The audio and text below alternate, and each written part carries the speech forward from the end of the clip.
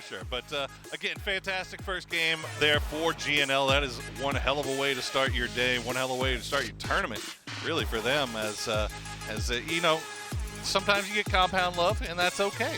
Yeah, and there's nothing wrong with that. Look, as long as you are getting the you're winning that game, right? We always talk about winning the games that you're supposed to, winning the games that you get in that position, and that's what they did. There was a little bit of struggle, but they made it through. They were able to knock out Valley Thai, and then they very slowly and methodically took care of Sawalzi from Cerberus. So that was exactly what you want to see from the team in that position. And, you know, I will also say that Kalaris and Avenger brought up a really good point. That was kind of a very greedy split from Cerberus. It was. It was. And, you know, as we see our far north Crew Valle circle, I'm excited about this one. Can't wait to see how this one plays out. But, you know, you think back to what they had to work with, right? It was they had that high ground hill on the north side, and then nothing but plain valley in the middle. They and just took out Petrichor. Well, if you send all three to be right on the footstep of GNL, you're talking about a team that's been sitting in a compound for forever. You don't know how much utility they really have. I mean, you pull up as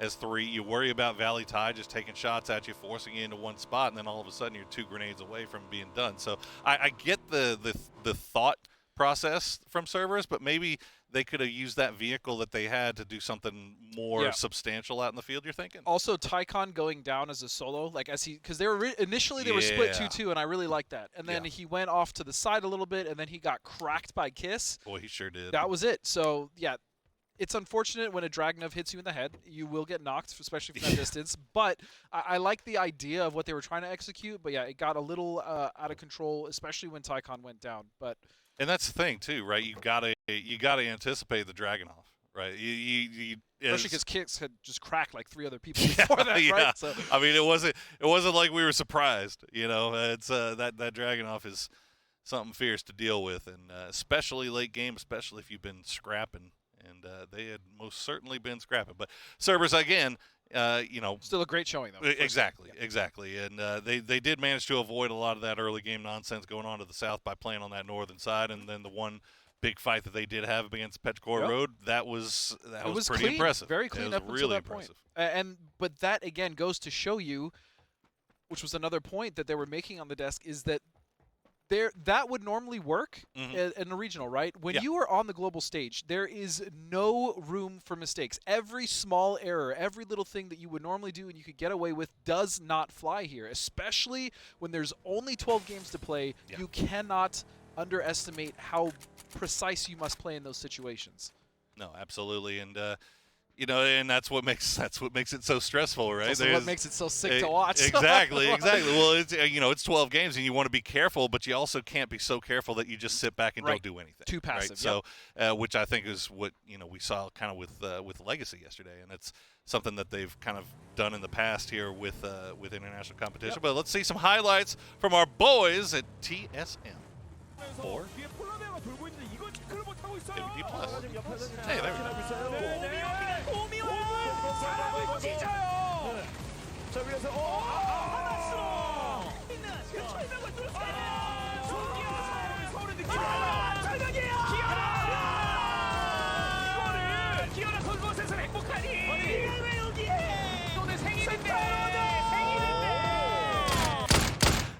Yes, it doesn't really matter what team Soul is on. He's just nuts everywhere. Hey, also, shout out to our Korean caster brethren. I feel like their souls leave their body as soon as anybody does anything. The hype that they get, I will give it up to them. They are incredible when it comes to the hype. Those boys and girls are out of control.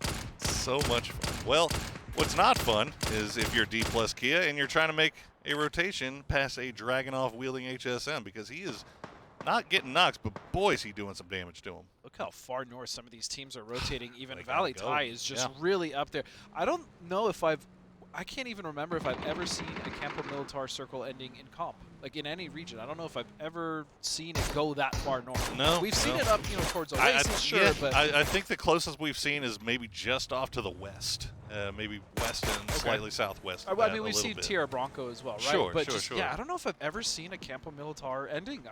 Maybe we'll get lucky. Yeah. We'll get blessed. We'll have to see it. But D+ Kia, their problems continue as now they're running into Petrichor Road. They just cannot seem to avoid our Chinese teams here. as they are under a lot of stress. As you know what, at the end of the day, they're still keeping everybody alive. So good on them, as they can at least pull back into this compound, see if they can maybe replace a few busted vests and helmets.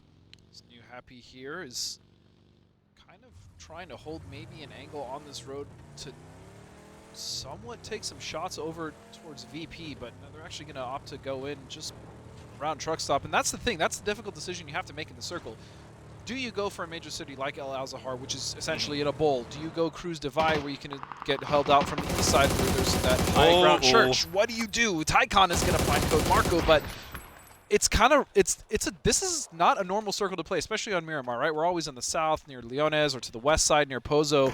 We're rarely up here to the north, especially around this very mountainous and hilly terrain, which is Cruz Divide and El Azahar.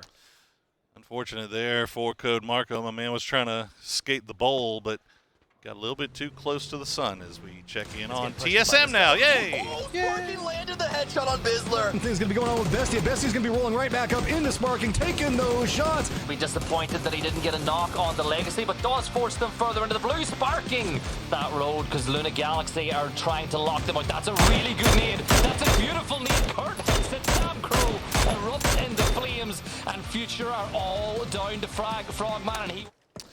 It's fitting that they would have a highlight of TSM using just a million throwables there. You're going to say it, because if you didn't, I was. Look, they had a great day one yesterday. We'll see if they can turn that into 2 days back-to-back. So far, they've got a nice big spread going on the eastern side of this circle. They're using that high ground. Wide. Again, getting a little bit close to Falcons, as, well, you know, regional teams just in general seem to be like magnets. They can't avoid each other. But that is the nature of the beast. It's always either EU on EU violence or NA on NA violence. Well, we got a chance to sit down with Abisa to get his thoughts on everything PGS3 related. I definitely think that Group C will be considered the group of death. We have a lot of high-quality teams, a lot of teams with a lot of experience, teams that proved themselves in the past. I mean, we're still relatively like a pretty new team. So there's going to be moments, of course, when things are not going as good. And we just need to keep have a good mentality, make sure we talk to each other, and just solve the problems if there's any problems. That's it. I really like that, because when you have a player like EB, who arguably has some of the most experience in PUBG, just period. Oh yeah. The fact that he says, look, we know we're going to be in a bad position. He has been there so many times. He's been in the muck, right? And the ability to have a player like him to kind of bring everyone back together, especially some of the newer players, right? This new blood. I think that team is going to do really well and surprise us more than we already think they might, especially with that roster. Well, I was really excited to see them coming in here, because they, like we said yesterday, out of 5 games in EMEA, with finals and groups included, 3 of those days, or 5 days of play rather, 3 of those days they got 75 points, or over 70 points. Yeah, and that's Bulls were disgusting. That is just not something that you see happen very often in any region, let alone EMEA, which is absolutely cracked. So, you know, the fact that they were able to pull that off gave me a lot of faith in their ability to come in here in this, you know, very, very sprint-like tournament where you got 2 days to really put on a show. So we'll see what they do today. Game 1 didn't really go their way so much, but we'll see if they pull off here in game number 2. At the very least, they still have 4 up. They had lost a few members already by this point. I believe it was Lucaris that was trapped on the south side of the circle by himself. But now at least they have Ibiza coming up from the south. And something I've noticed, more teams went towards Azahar than I initially thought they would. Very spread out. Yeah. Yeah, all the way up to the north. Well, it's going to donut. It's going to go right towards the center. We'll play. We'll still have a little bit of that Death Valley in there. We'll still have Crudavalle in there. And you can already see a few teams just collapsing more than anything. Twisted Minds, 17, both really like their spots. Why wouldn't you? Cerberus, they're going to keep the guys south of the valley. They're going to send them back up to the north, but they are kind of close to Virtus Pro, so we'll have to see where Virtus Pro decides to rotate. They can avoid Cerberus. It looks like Haisaki going to peacock here just a little bit, just to make sure that they don't send it too close to them. I was going to say, I really like Falcon's position, especially if they can consolidate that 2-2, because they can pretty much dictate the entire south side of the circle from that elevated position just off Death Road. And so that position is good for them. VP as well, just on the bottom. But the thing that kind of worries me is Cerberus is split on Death Road, and that is not an easy path to take to consolidate. Yeah, it doesn't. It seemed like they were trying to send too early. Yeah. And I don't know if it was the sandstorm or if it was just a few shots that were sent in their direction, maybe that put them on pause, but they did. So they're going to hold that 2-2 on both sides of that valley here. Petrichor Road, meanwhile, they managed to avoid Valley, avoid Gen G, and they're actually cutting right in the middle of the 4 a.m. 2-2 split. And looks like they're avoiding line of sight close enough. Well, maybe not. Godv will spot out Ming. Not sure if he might be Resible here. Oh, my goodness. What a shot by Roy. That boy Roy. That boy Roy. They should be able to get Ming up here, though, and so Gonvi very much still trained on that angle. See if he can get the flush, but it's not going to be Good news for Petrichor, though. Yep. I mean, they now know the Petrichor is set up there, right? And so with their position on the compound, they want to harass. They should be able to, especially with that split. They are on either side of Petrichor currently. Oh, boy, the mortars are coming. Do they have them dialed in, or how close are they going to get? It's fairly close. Close enough, apparently. Ming, just immediately back in the vehicle, going to get on out of dodge before any more mortars arrive. Oh, this is bad. This is bad. If somebody if they can get this keyed in, I'm not sure how many mortars 4 a.m. have left in the bag, but I mean, they have got Petrichor Road just primed and ready to go here. They can just rain threes on them like Kobe. ZP on heat. It's like he wants to, but he doesn't want to. Like, you know, it's like somebody else maybe. And he's actually dropping ammo so he can pick up more mortar shells. So it looks like he might be dialed in here just a little bit. He's gonna send one through. 157. Where is that going? Is 157 the number? Is 157 gonna do it? Splash. Just a little short. Not too bad though. Not too bad. 157, a little bit short. 160 would have been right on top of their foreheads. 162. Maybe. Yeah, you think 162? Okay. My maths is correct. Let's see if they can get a little bit closer. We'll keep eyes on that just in case something happens. But right now, Day Trade trying to make their way a little bit further south. They get a little bit close to GNL, but GNL also still on the move. Hammer kind of looking back in that direction just to defend his teammate as Roy, I believe. Actually, not Roy. Can't see whose name it is, but got on out of there. We'll see where the next circle decides to take us. Are we going to get another hard shift? Look at Gen G, the split they've got going. Gen G's got a crazy split, but still, even GNL, you're just talking about them, still somewhat split as well. TSM just on the backside, and now this is going to really start to cause the problems, especially towards the north side of the circle where you have Valley Tai, you have D plus Kia, you also have Gen G. I mean, they fortunately do have Barpo that they can kind of consolidate to and then take control of the west, but it's going to be very crowded up there in the north side. Yeah, 4 a.m. immediately in the vehicles back on the move with that 2-2 split. They're going to try to collapse. Cerberus doing the same. We mentioned that they had two on that south side of the Death Valley. They try to send them back up, but again, just taking shots and shots and shots. I think that's VP, that's Bleed, all sending shots down that way. So Cerberus, again, just not able to bring those guys back together. Solozzi and Taikon going to have to stay down south, while Highmass and Haisaki, they've got a lot of neighbors very, very close in the form of Falcons and TSM. And TSM actually managed to slip underneath GNL somehow as they're pulling up very close to Cerberus, who, fortunately for TSM, were not able to get any knocks going. Sparking driving right alongside what looks like Valley Tai is actually going to find the knock. No, it's Flood. Flood finds Sparking, and he's flushed. Just multiple teams all sending it to the same place. Valley Tai and TSM going to push right on top of each other. You have 4 a.m. Falcons, Pero, all hurting them into the same place. So TSM, they managed to get 2 out of there. They are going to lose 2 in return. Valley Tai holding down that road position right now, and it looks like they've managed to secure that spot for themselves. It's going to calm down here a little bit more as nobody else really on the move, on the hard rotation anyway. At least towards the middle here. Reload. Oh, that's huge. Oh, cool. Oh, the grenade from Highmass. Huge stuff as he spots out Flood trying to make the run into the smoke. The Molotov's coming. He's got a little bit more utility he can send over there, but I don't imagine he's going to stick around here for much longer. No, and Falcons are in trouble because if you look off to the west, it's actually going to be Valley Tai that sees and hears this. They may want to take a little piece as well, but actually Kiss will go down to 4 a.m., so that's going to be hell 4AM to kind of stave off the push there from Valley Tide. It's just going to be Cerberus still to deal with the Falcons in the shack, in this position, but look at this, Flood will fight back. He had to. He absolutely had to fight back there because as of right then, I mean, Cerberus was just free farming fire down onto Falcons. They had to have somebody take shots in his back, and now Hymas, actually, or Hisaki rather, going to get knocked by the Mad. So Cerberus, remember, they're in a 2-2 split. This is just Hymas and Hisaki. Their two teammates are far south. They can't be a part of this. Meanwhile, off to the very southeastern side, Virtus Pro now in a 3v4 against New Happy as Ibby is weeks away on that south side and knocked. Close, yeah, and he's knocked. So this fight is going to have to come down to the other members of VP, but New Happy looking healthy as ever, and he's going to find an easy knock there as Nixie had the util in his hand.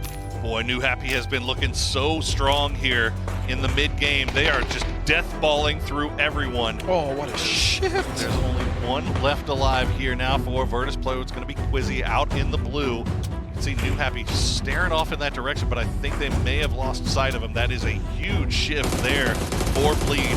Cutting down to the southwest, Cerberus, they still have their southern two that are still inside that. That might be easier for that northern duo to join the southern duo here. It might be a possibility, and then even just looking at Bleed, though, the amount of control they would have on the south side of that circle, especially if they just take the east and west side of the road, would be monumental for that team currently, and they need those points. But New Happy's just continuing to control their edge, which is something they have been so good at forever. I mean, it really looks like New Happy understood the assignment coming into this week. So they had a pretty good performance yesterday. Good performance so far through two. We'll see if they can pull something out here in this game number 2 as we have a number of teams trying to make the rotation down to the south. You see Day Trade just getting lit up. Valley Tide with their roadside position. They're in a perfect spot to take out D+, and they do. Valley Tide 4 kills as they take out D+ Kia. Great roadblock there, but now they're going to have to deal with Petrichor Road, who saw this, and the nades will start to rain down. That's going to be a nice knock for Ming, as 2 members will go down for Valley Tide. Still Kiss up on that ridge, but so much work to do as he's just going to drive right off. Yeah, Valley Tide just holding on to that spot on the road as long as they could. I'm surprised that they actually managed to get at least 2 players out of this. We'll see where they go now. They got to avoid Twisted Minds. They've got to ditch across the side of the road, but that is just begging for grenades to be thrown in its direction. And I will say, even though Valley Tide did lose 2, Poro, their traps so far yesterday and today have been so fun to watch and very effective. Even if they get third party, they always finish their plate and deal with the first team. Absolutely. GNL now getting a little bit of damage sent their way from Flood as Falcons, although again, Falcons down to just 1, but man, 1 seems to be doing a lot for them. This time it's going to be Flood on a mission. He's doing getting some points in the bag there for Falcons. GNL will survive just a little bit longer. They are surrounded though by 4 AM. They've got Petrichor Road swarming as well. This is all going on outside of the circle technically. You see Chewy trying to look over in that direction. There you go. GNL Esports going to be deleted by a well-placed grenade from Chewy. Now Petrichor turning their attention towards 4 AM. They know they just have one more threat to their north, and they pretty much have control of this side of the circle, barring just a little bit of a Valley Tide duo there, as they're just going to clean this up quite well. Meanwhile, New Happy is continuing their tear on the east side. New Happy, and this is from range here. Falcons will finally go down as Flooded will succumb to the blue zone. It's 4 AM. They have, I think, just HSM off in the north as Petrichor Road is just doing a little bit of gatekeeping on the northern side. They're not going to spot him. I imagine we'll see him just go down to the blue as we get another hard shift down to the south. Cerberus again, just, as many times as they tried to send that southern duo north to join the other two, it didn't happen, but it's paid off. It might actually work here. If they can somehow sandwich New Happy, they can actually take this position away from them, especially if 17 takes a few more shots over towards New Happy's way, but they realize now that this is a duo, and look at this, they're going in for the kill. They're actually trying to pinch and get rid of the other duo of Cerberus right now. The focus, the sheer focus here from New Happy to see what is in front of them.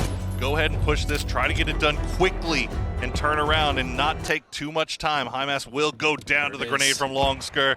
should get the flush as well. As you can see, Tycon and Sololzi, they're just running off in the distance. They're going to play the ridge line instead. 17 has the compound here on the north, so New Happy knows, they might not know it's 17, but they know somebody's going to be in there, so they're managing to avoid those lines of sight while also finishing off everything off to their north. Bleed tried to send a few members up there towards the center of the circle, leaving a few down, but that's actually going to be an opportunity for Gen G as Petrichor is continuing to harass Valley Thai, and it's just one member left. It's Kiss, but they didn't see him. Oh, they didn't spot him. Oh, this could be huge. He's so sneaky. Kiss waiting for the perfect moment here. Petrichor Road turning their attention over towards Twisted Minds. Kiss just hoping that he can survive a little bit longer. Oh, man. Oh no, Chewy went down to Ikeslef's grenade that he sent over towards, and now Kiss is going to strike. He finds Ikeslef. He finds them all, and that's going to be it. Kiss will stay alive for Valley Thai. What a massive play for Valley Thai. They were all but finished, but now they have to deal with, or I should say he has to deal with, the rest of Twisted Minds, who has been all but patient, sitting in the back, 2 kills. Now they know it's their time to strike. In the north, especially where Valley Thai is playing, is the weakest. But they might set their eyes here on Gen G as Tosi is set up on the road and right in the crosshairs of Twisted Minds. They've got to make a decision very, very quickly. They know the Kiss is over there, but they're going to avoid that for the time being. The rest of the boys just laying down the smoke wall, trying to see if they can get a little bit closer to Gen G, see if they can maybe get into throwables range. But Tulins will send it across the road. He's actually inside the zone here. Oh, the 1v1 between Lou and Rex, and Lou just barely coming out ahead. Example now turning his attention towards Tosi.